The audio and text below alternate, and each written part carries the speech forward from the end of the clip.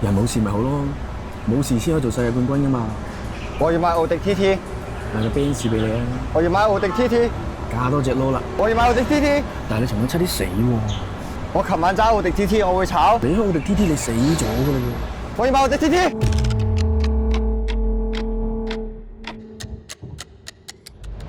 50,000左右嘅預算，兩門跑車。Hello， 大家好，歡迎嚟到鳩舌乜鳩都市。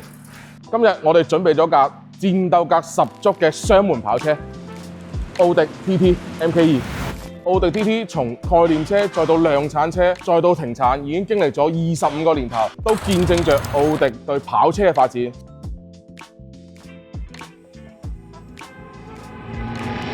TT 都出咗都有成10零廿年啦，到呢代奧迪 TT MK2，咁佢個款咧都係依然咁襟睇嘅。今次都係好着重咁介紹下發動機 VR6嘅奧迪比較出名嘅一個發動機，同埋佢好獨有嘅 VR6嘅聲浪。咁多人一聽把聲啊，就知道一定係 VR6嘅。講波，再講波，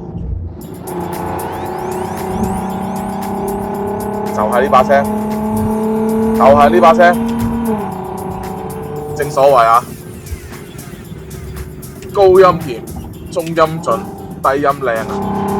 哇，我聽到唔中意啊！5000轉，6000轉，5000轉，呢個鋼機啲聲冇咁散。哇！我唔可以再揸啦，我要停一停，我哋再傾傾偈，再講講關於呢台奧迪 TT 一啲改裝嘅故事。呢台車嘅底盤配置咧，有呢個 KW 嘅 Cup Sport 2 way 嘅避震，同埋一個大角度定制擺臂。所以呢部車嘅底盤調校係好特別㗎，即係從我啱先劈過個彎開始，我就 feel 到呢台車係貼住個地面喺度行。咁呢台奧迪 TT 咧，仲新增咗一套賽道級嘅散熱系統啊！咁呢套系統咧，大家都睇到啦，有一個好直觀嘅油溫表啦，仲有一個更加直觀嘅各項嘅實時數據監測嘅 Lofi 表啦。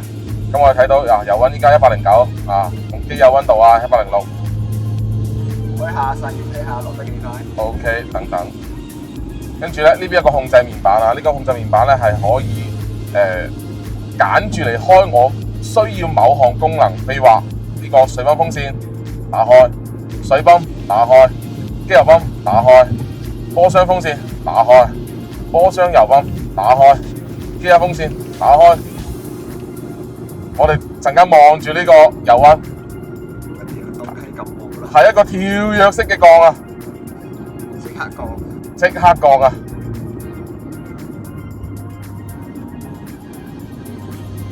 ！108降到依家102，僅用咗幾秒時間。可想而知，呢套系統喺賽道上面嘅表現，唔使質疑佢，肯定係爽嘅。老實講，我真係驚佢感冒啊！哇！你啲油溫嘭嘭聲跌，98啦。從我坐入嚟呢台奧迪 TT 嗰一瞬間啊，我就覺得呢台車好戰鬥。Homo 嘅快插方向盤，各種實時監測數據嘅表仲有呢一套好爽嘅磁吸換擋撥片，加分項，情緒值拉滿。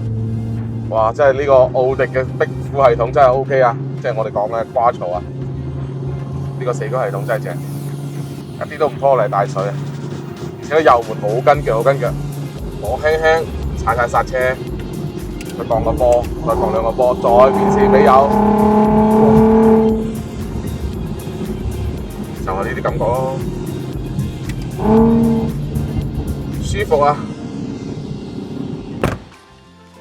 OK， 車就試完啦，跟住我就同大家做翻個事後報告。到今時今日，其實二手 TT 嘅行情已經跌到冰點㗎啦。咁如果從底彎角度去考慮去推薦，肯定係奧迪 TT MK2 呢一款。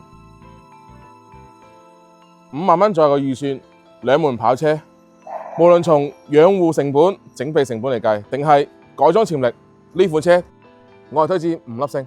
無論係 EA3或者 EA88，定係 VR6 3.2，都係值得去玩嘅。簡簡單單咁升級下避震、他汀剎車，外觀已經溝死女啦。點都話晒兩門跑車。今日鳩事就到呢度啦。如果大家有想我去試駕車型，可以後台私信我。拜拜。